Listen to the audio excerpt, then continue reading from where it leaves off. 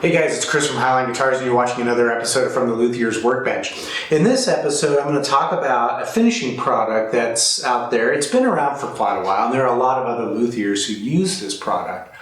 However, I haven't seen a lot of really good videos that talk about all of this product's capabilities, because this is a product that can be used for a variety of different parts of the finishing process, sealing, filling grain, even clear coating. So the product that I'm talking about is Z-Poxy's Finishing Resin. Now, to be clear, Z-Poxy is a brand sold by Zap, and they actually have several different types of epoxy products. And the one that I'm talking about is their finishing resin. So that's what you have to look for. And I'll put a link in the description below so that you can find it. But this product it's really unique in that it can do a lot of different things. And in fact, it can do so many different things, I can't really cover it all in this video. So what I'll do is I'm going to give kind of an overview in this episode. And then in future videos, I'll demonstrate some of the other possibilities and other ways that you can use the product in your guitar building. So let's jump in and get started. Z-Poxy is just like any of your big box hardware store epoxy products in terms of how it is mixed up. You have a resin and then a hardener. It's a two-part system, and you just mix equal parts of it. Then you can apply it to the surface of a guitar body, a neck, whatever it is that you want to coat with it.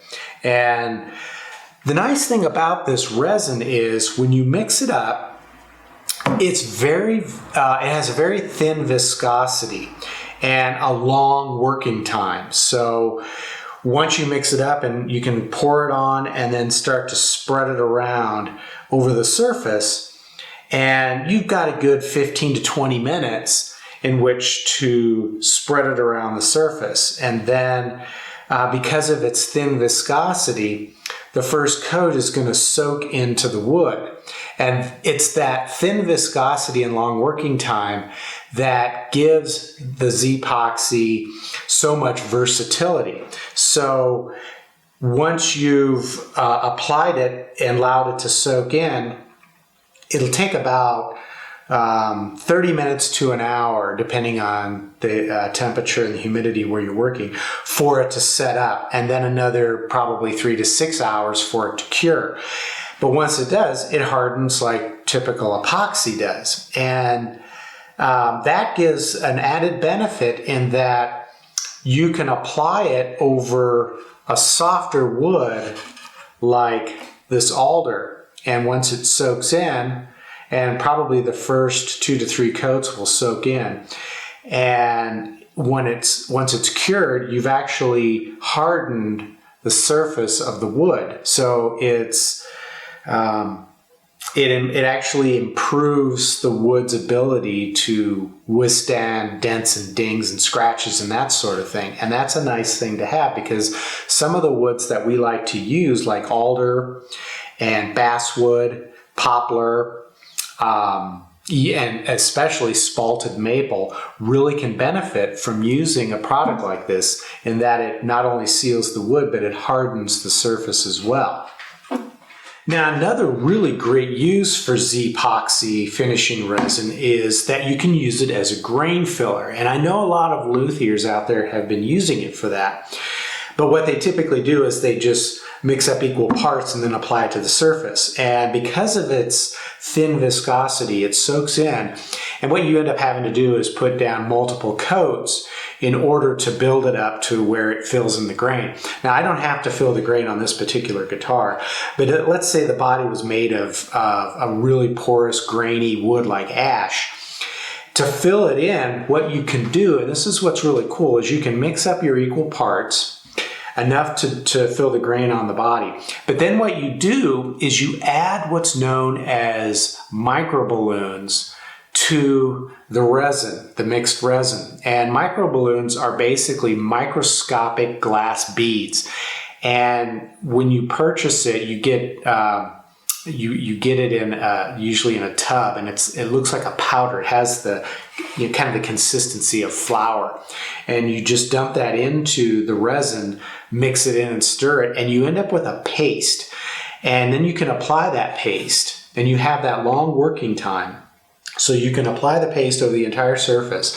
When it dries and cures, it does so clear. So you can actually put your stain or your colorant down first, and then apply I would call it fortified resin, and then let it cure and dry, and then you can sand it down smooth. And the beauty of it is it really only takes one application, unlike a lot of the other grain fillers that are out there on the market, especially the water-based ones. Those have a tendency, once you've applied them to the surface, as the water evaporates, they shrink. And so you have to keep applying coat after coat after coat to get it to fill in, especially with a wood like swamp ash.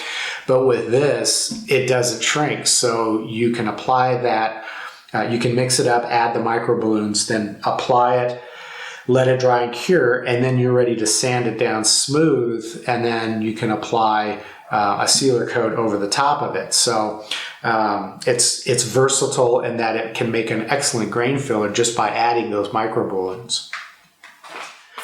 If I wanted to, I could use the Z-Poxy as my final top coat.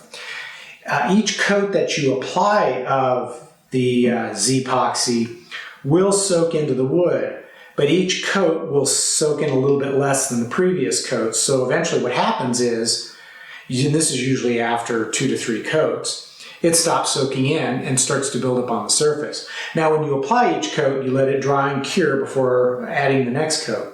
And you don't have to sand between coats. I know people are going to ask that, but you don't have to. It will bond to itself. So if I wanted to use this as a top coat, after the second or third soak-in coat, it would start to build up, and I would just apply maybe an additional 2 to 3 coats until I had built up a thickness I felt is sufficient to wet sand and buff to a high gloss shine. However, for this particular project, I want a different type of sheen at the end. And so what I did was I used the Z-Poxy to harden the surface of this alder. And then I used it to seal in an application of aniline dye that I had applied to the top of this guitar, which is flame maple. And the aniline dye I use is produced by Keta Dyes, and I'll put a link in the description below. But it's a powdered aniline dye, and you can mix it in either water or denatured alcohol if you're concerned about raising grain. But I wasn't worried about that with this particular project, so I just mixed the dye into water. And once you apply that dye, the water evaporates, leaving the dye particles embedded into the wood, but there's no binder. So if you handle it, the moisture in your fingers can reactivate the dye and it'll stain your fingers.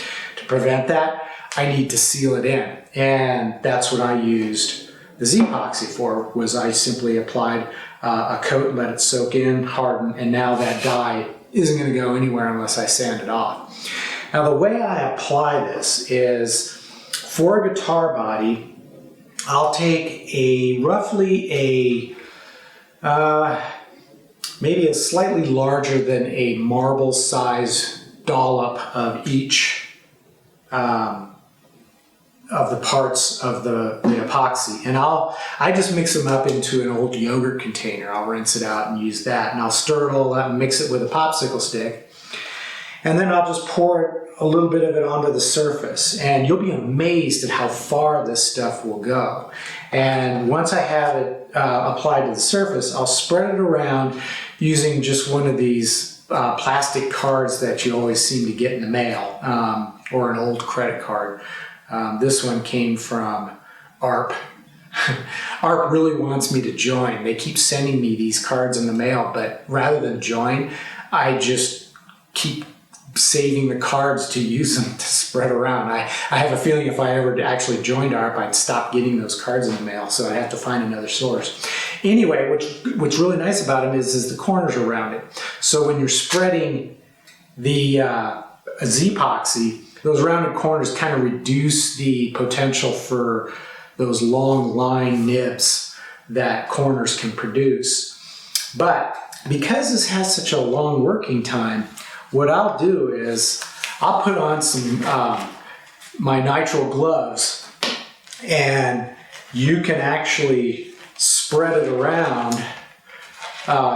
You can use your fingers, or you can take like a clean rag and just wipe the surface very lightly. You don't have to use a lot of pressure, and just wipe it, and it'll smooth it out. It will take out all of those nibs that tend to form when you're using the card. But then once that has dried, and again, it takes about an hour to dry, but then another additional 3 to 6 hours to cure. And once that's done, I'm going to go back and I'll lightly sand the surface, and I'll do 220 grit. Now I know I just said that you don't have to sand between coats, but the reason why I'm sanding this is I want to take off some of the dye that's on the surface of the wood. And if I had sanded prior to putting down the epoxy, I would have a tendency to remove too much of the dye. So by fixing it in with this, I'm only going to remove what's on the face of the hard face grain, while leaving it into the open end grain, which is the darker stripes. And once I've done that, I can apply a second application of the Z-Poxy, let it soak in, dry, and then cure.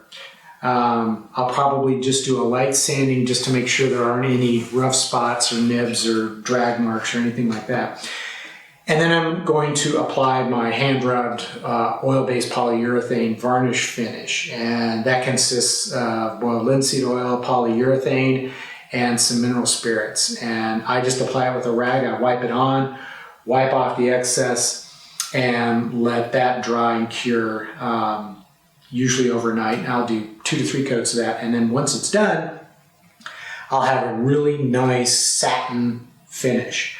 And if I wanted to, I could achieve the same thing using the Z-Poxy, but what I would have to do is mix it up and then add just a tiny amount of a flattening agent to achieve the level of flattening that I want to mimic that hand-rub varnish look.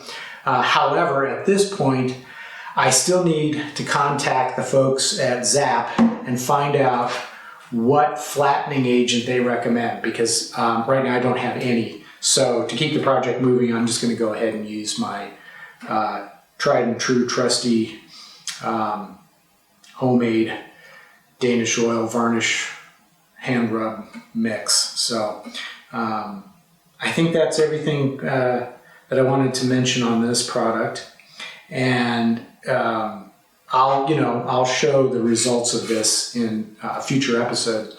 I also promised to get back to talking about leveling and crowning frets, which I kind of touched on in the last episode and said that I would talk about it in future episodes. It's really a timing thing. I'm not sure exactly when I'll get to it, but hopefully that'll be the next episode. We'll see how that goes.